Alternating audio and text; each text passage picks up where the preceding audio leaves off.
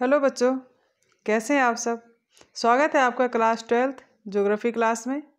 और आज इस क्लास में आपको UP board geography practical chapter 1 आंकड़े, स्रोत एवं संकलन के बारे में बताया जाएगा। और इसके बारे में लेसन थोड़ा सा टफ है, कठिन है, लेकिन कोशिश की है कि बहुत ही सरल शब्दों में इसको आपको समझाया जा सके। तो इसमें सबसे पहले देखते हैं आंकड़े। आंकड़े या डेटा भी कहते हैं। किसे कहते हैं? भौगोलिक परिघटनाओं, मानवीय क्रियाओं तथा उनके बीच अंतर संबंधों का संख्यात्मक अथवा मात्रात्मक मापन आंकड़े कहलाते हैं। दूसरे शब्दों में संख्यात्मक सूचनाएं आंकड़े कहलाती हैं। अर्थात किसी भी क्षेत्र में घटनाओं, परिघटनाओं, किसी भी बीमारी, वर्षा, तापमान, जनसंख्या आदि की सूचना हम संख्याओं के माध्यम से करते हैं। जैसे वर्षा की मात्रा हम मिलीमीटर में बताते हैं, तापमान भी कम या अधिक तो इसे भी संख्याओं के माध्यम से ही बताते हैं। इस सूचना को यदि हम एक संख्या में बताते हैं तो इसे डेटम कहते हैं। जब संख्याओं की मात्रा अधिक हो तो इसे डेटा कहते हैं। आंकड़ों को अर्थपूर्ण ढंग से रखना अति महत्वपूर्ण है, क्योंकि इसी अर्थपूर्ण आंकड़ों की सहायता से ही भविष्य के आंकड़ों का अनुमान लगाया जा सकता है। अब है आंकड़ों के प्रकार।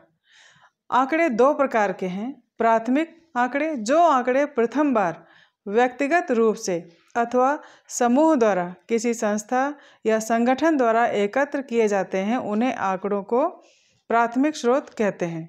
अर्थात अगर मुझे कहीं सर्वे करना है किसी भी क्षेत्र का, तो या तो मैं स्वयं जाके पर्सनल उस क्षेत्र का सर्वे करके और आंकड़े इकट्ठे करके ले आऊँ, तो वो क्या कहलाएंगे? प्राथमिक आंकड़े। अथवा किसी संस्थान या संगठन के साथ जा कर के वे आंकड़े इकट्ठे किए जाएं तो वो कहलाते हैं प्राथमिक आंकड़े। दूसरा है द्वितीयक आंकड़े, जो आंकड़े किसी प्रकाशित अथवा अप्रकाशित साधनों या स्रोतों जैसे सरकारी, अर्ध सरकारी, अंतर्राष्ट्रीय समाचार पत्र, गैर सरकारी प्रलेखों द्वारा एकत्र किए जाते हैं, उन्हें द्वितीयक स्रोत कहते हैं। भारतीय योजना आयोग, भारत का जनगणना विभाग, सर्वेक्षण विभाग, कृषि विभाग प्रतिवर्ष अनेक प्रकार के आंकड़ों को प्रकाशित करते हैं। सूचना और आंकड़ा और सूचना के बीच अंतर। आंकड़ा संख्यात्मक सूचना को कहते हैं, किंतु प्रत्येक सूचना संख्यात्मक हो यह आवश्यक नहीं है, क्योंकि सूचना गुणात्मक, मात्रात्मक, विवरणात्मक भी हो सकते हैं। आंकड़ों का संग्रह और प्रस्तुतिकरण। तात्पर्य यह है कि हमने किसी क्षेत्र का सर्वे करके आंकड़े प्राप्त कर लिए हैं, अब उनको हम कलेक्ट कैसे करें, उनको प्रेजेंट कैसे करें, प्रेजेंटेशन कैसे हो, किस प्रकार से करें। आंकड़ों का संग्रह, सारणीकरण और सारणी रूप में प्रस्तुतिकरण, या तो निरपेक्ष रूप या एब्सोल्यूट रूप में, या तो परसेंटेज रूप में अथवा प्रतिशत रूप में, अथवा संकेत के रूप में प्रस्तुत करते हैं। तो पहले हम जानेंगे कि निरपेक्ष या एब्सोल्यूट डेटा किसे कहते हैं। इसके बारे में कहा गया है, जब आंकड़े अपने मूल रूप में पूर्णांक की तरह प्रस्तुत किए जाते हैं, उन्हें निरपेक्ष आंकड़े कहते हैं। जैसे एक देश की कुल जनसंख्या, एक फसल, एक विनिर्माण उद्योग का कुल उत्पादन निरपेक्ष आंकड़ों की सहायता से ही दिखाया जाता है। अगला है प्रस्तुतिकरण, प्रतिशत या अनुपात के रूप में, यानी परसेंटेज और रेशियो के रूप में हम कैसे दिखाएंगे। कई बार आंकड़े प्रतिशत अथवा अनुपात के रूप में सारणीबद्ध किए जाते हैं, जैसे साक्षरता दर, जनसंख्या की वृद्धि दर। अब साक्षरता दर का प्रतिशत हम कैसे निकालेंगे, उसके लिए एक फॉर्मूला दिखाया गया है कि कुल साक्षर व्यक्ति को वहाँ की कुल जनसंख्या से भाग दे करके और 100 से मल्टीप्लाई अगर हम करते हैं तो प्राप्त संख्या वहाँ का साक्षरता दर का प्रतिशत ज्ञात किया जा सकता है। आगे है सूचकांक, यानी इंडेक्स नंबर क्या है। सूचकांक चर अथवा एक माप है, जिसे चर अथवा समय, भौगोलिक स्थिति या दूसरी विशेषताओं के संदर्भ में संबंधित चरों के संबंधित समूह में परिवर्तन को दर्शाने के लिए प्रयोग किया जाता है। सूचकांक का प्रयोग व्यापक रूप में अर्थशास्त्र और व्यवसाय में लागत और मात्रा में आए परिवर्तनों को देखने के लिए किया जाता है। इसे निकालने के लिए हमें एक बेस नंबर यानी कोई आधार वर्ष लेना पड़ता है, या फिर जो हमने आंकड़े एकत्र किए उन आंकड़ों का कोई एक बेस नंबर लेना पड़ता है। अब सूचकांक ज्ञात कैसे करेंगे? माना किसी व्यक्ति की लंबाई 2001 में 120 सेंटीमीटर, 2005 में 150 सेंटीमीटर और 2009 में 180 सेंटीमीटर रही है। अब यदि वह व्यक्ति ज्ञात करना चाहे कि उसकी लंबाई में कितनी वृद्धि हुई, कितनी ग्रोथ हुई, तो वह तुलना करेगा पिछले वर्षों और आगे जो वर्ष उसके गए हैं। तो इनमें से जानने के लिए उसको एक आधार वर्ष लेना पड़ेगा। तो उसने आधार वर्ष लिया 2005। अब 2005 में उसकी जितनी ग्रोथ थी और फिर 1 में जितनी थी उसको 100 से मल्टीप्लाई करेगा। मैंने इसमें बताया है 2005 में, आप देखिए ऊपर टेबल में बताया है जो दिखाया गया है। 2005 में थी 150 सेंटीमीटर, 1 में थी 120। तो इन दोनों को जब सॉल्व करके 100 से भी सॉल्व किया गया है, हमें संख्या प्राप्त हुई 125। तो 125 ये जो है उसका सूचकांक निर्देशित करता है। ऊपर हमने देखा कि सबसे पहले हम आंकड़ों को इकट्ठा करके उसके टेबल बनानी चाहिए, फिर उनका समूह बनाएं। अर्थात हमने जहाँ भी जिस भी क्षेत्र का सर्वे करके जो आंकड़े इकट्ठे किए हैं उन आंकड़ों को सबसे पहले हमें एक टेबल बना लेनी चाहिए क्रमशः, और फिर उनका ग्रुप बनाएं या एक समूह बनाएं। जैसे आंकड़ों का वर्गीकरण जो हमने इकट्ठे किए कैसे उनको अलग अलग करें, किस तरह से ग्रुप बनाएं। कच्चे आंकड़ों के वर्गीकरण के लिए श्रेणियों की संख्याओं को निर्धारित करना होगा, जिसमें अपरिष्कृत आंकड़े अपने अंतराल के साथ वर्गीकृत किए जाते हैं। वर्ग अंतराल का चुनाव, वर्ग अंतराल यानी 0 से 10, 10 से 20, ये जो वर्ग का अंतराल होता है इसका चुनाव करना पड़ेगा। और वर्गों की संख्या, उन वर्गों में संख्या क्या है, कच्चे आंकड़ों के परिसर और वर्गीकरण के उद्देश्यों पर निर्भर करते हैं। इसको हम नीचे तालिका नंबर 1 में आंकड़ों को प्रत्येक वर्ग में 10 इकाइयों के अंतराल के साथ 10 वर्गों में रख सकते हैं। ये तालिका नंबर 1 है। इसमें किसी क्षेत्र के प्राप्त किए गए सभी आंकड़ों को एक जगह रख दिया गया है। जब एक बार वर्गों की संख्या और प्रत्येक वर्ग का उचित अंतराल निश्चित कर लिया जाता है, तब कच्चे या अपरिष्कृत आंकड़ों को वर्गीकृत किया जाता है, जैसा कि तालिका संख्या 2 में दिया गया है। आप एक तालिका में देखिए हमने सारे आंकड़े इकट्ठे कर लिए, और तालिका संख्या 2 में उन आंकड़ों का ग्रुप बनाया गया, फिर कच्चे आंकड़ों की संख्या, फिर मिलान चिन्ह और फिर व्यक्तियों की संख्या।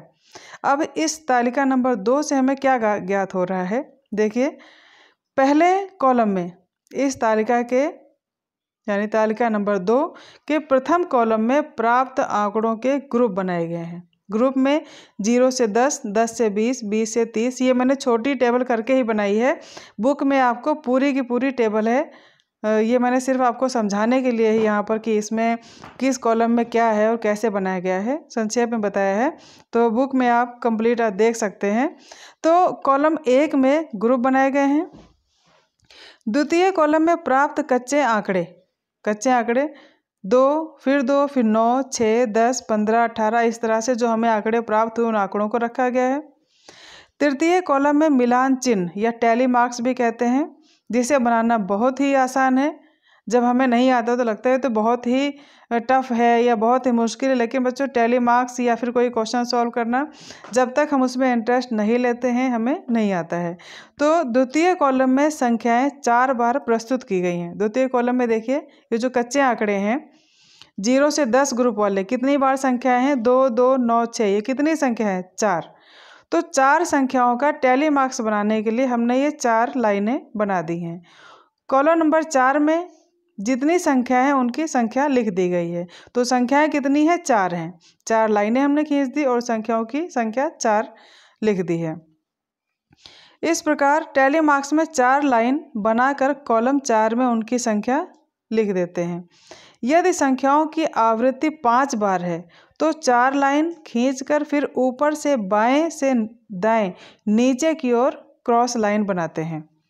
उसके बाद है संचयी आवृत्ति या कुमुलेटिव फ्रीक्वेंसी भी कहते हैं इसको इंग्लिश में। संचयी आवृत्ति को CF द्वारा प्रदर्शित किया जाता है, जिसे प्रत्येक वर्ग में दी गई क्रमिक सामान्य आवृत्ति को पहले योग के साथ जोड़कर प्राप्त किया जा सकता है, जिसे तालिका 3 में आसानी से समझ सकते हैं। इसमें देखिए, इस तालिका में प्रथम कॉलम में वर्ग है, दूसरे में फ्रीक्वेंसी है और तीसरे कॉलम में कुमुलेटिव फ्रीक्वेंसी या संचयी आवृत्ति को दिखाया गया है। इसमें कॉलम 3 में संचयी आवृत्ति को प्रदर्शित किया गया है। तालिका में पहली सामान्य आवृत्ति है 4। तालिका में पहली सामान्य आवृत्ति कितनी है? 4। अगली 5 आवृत्ति को, जो सामान्य आवृत्ति पहली है 4, दूसरी है 5, तो अगली 5 को जब हम 4 में जोड़ दिया, जिसका योग आया 9, जो अगली संचयी आवृत्ति है। इसी प्रकार अगली संख्या को जोड़ते जाते हैं जब तक कि अंतिम संचयी आवृत्ति का योग प्राप्त नहीं हो जाता। यह भी मैंने शॉर्ट में करके ही आपको इस वीडियो में दिखाया है। आपको बुक में पूरा फुल मिलेगा, फुल टेबल है। तो उसके बाद है आवृत्ति बहुभुज यानी फ्रीक्वेंसी पॉलीगॉन। आवृत्तियों की वितरण का ग्राफ बनाना है आवृत्ति बहुभुज या फ्रीक्वेंसी पॉलीगॉन कहलाता है। यह 2 या 2 से अधिक आवृत्ति वितरण की तुलना में सहायता करता है। यह 2 आवृत्ति को आगे दंड आरेख व रेखा चित्र द्वारा दिखाया गया है। ओजाइव। अब ओजाइव क्या है? जब आवृत्ति को जोड़ दिया जाता है, आवृत्ति में फ्रीक्वेंसी को जब जोड़ देते हैं तो उन्हें संचयी आवृत्ति या कुमुलेटिव फ्रीक्वेंसी भी कहा जाता है। जिस सारणी में सूचीगत किए जाते हैं उन्हें संचयी आवृत्ति कहते हैं। संचयी आवृत्ति या फ्रीक्वेंसी कुमुलेटिव फ्रीक्वेंसी द्वारा प्राप्त किए गए वक्र को ओजाइव कहते हैं। इसका निर्माण 2 प्रकार से किया जाता है। पहला है कमतर विधि या लेस देन मेथड, दूसरा है अधिकतर विधि या मोर देन मेथड भी इंग्लिश में कहते हैं। तो सबसे पहले हम पहला समझेंगे कि कमतर विधि या लेस देन मेथड क्या है। इस विधि में हम श्रेणियों की उच्च सीमा से शुरू करते हैं और आवृत्ति को जोड़ते जाते हैं।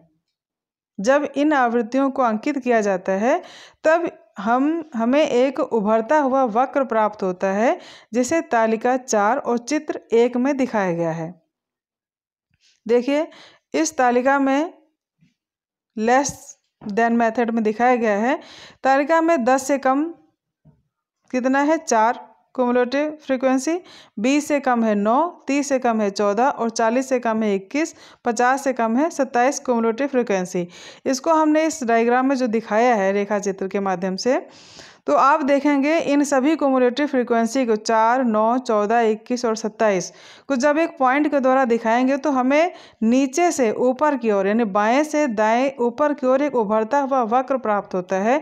यह क्या कहलाता है? हमारा कमतर विधि लेस देन मेथड से ओजाइव। दूसरा है अधिकतर विधि या मोर देन मेथड। इस विधि में हम वर्गों की निम्न सीमा या निम्नतम सीमा से शुरू करते हैं और संचयी आवृत्ति से प्रत्येक वर्ग की आवृत्ति को घटा देते हैं। जब ये आवृत्तियां अंकित की जाती हैं तब हमें एक गिरता हुआ वक्र प्राप्त होता है, जिसे मैंने तालिका संख्या 5 और चित्र संख्या 2 में दिखाया गया है। इसमें देखिए, मोर देन मेथड तालिका संख्या 5, पहला 0 से अधिक जो है इसमें कुमुलेटिव फ्रीक्वेंसी है 60, 10 से अधिक 56, 20 से अधिक 51, इस तरह से नीचे टोटल 28 तक संख्याएं हैं। 28 की संख्या अंतिम संख्या है। तो इसको इस रेखा चित्र में मैंने दिखाया है। सबसे पहले 0 से अधिक हमने अधिकतम सीमा से स्टार्ट किया है। 0 से अधिक जो लंबवत रेखा खींची है इसमें 10, 20, 30, 40, 50, 60 अधिकतम है। तो हम अधिकतम से शुरू करेंगे। 0 से अधिक कितनी है? 60। फिर 10 से अधिक कितनी है? 56 है। इस तरह से ऊपर से नीचे जब इसको हम नीचे सभी पॉइंट को मिलाएंगे तो हमें एक गिरता हुआ वक्र प्राप्त होता है। ये कहलाता है मोर देन मेथड। ये था आपका पूरा चैप्टर और उम्मीद करती हूँ कि आपको इस सरल शब्दों के माध्यम से कुछ समझ में आया होगा। चैप्टर को अगर कुछ क्वेश्चन भी हैं इसके, वो मैं अगले वीडियो में आपको बताऊंगी। चैप्टर अगर आपको आसानी से समझ में आया हो तो लाइक करें, शेयर करें और सब्सक्राइब भी करें। कुछ समझ में ना आया हो, अच्छा लगा हो आपको, जो भी व्यूज़ आपके देने, जो भी ओपिनियन देनी है, वीडियो के नीचे कमेंट्स बॉक्स है, उसमें आप अपनी बात रख सकते हैं, जिसको मैं देख करके अगले वीडियो में समझा सकती हूँ। Thank you.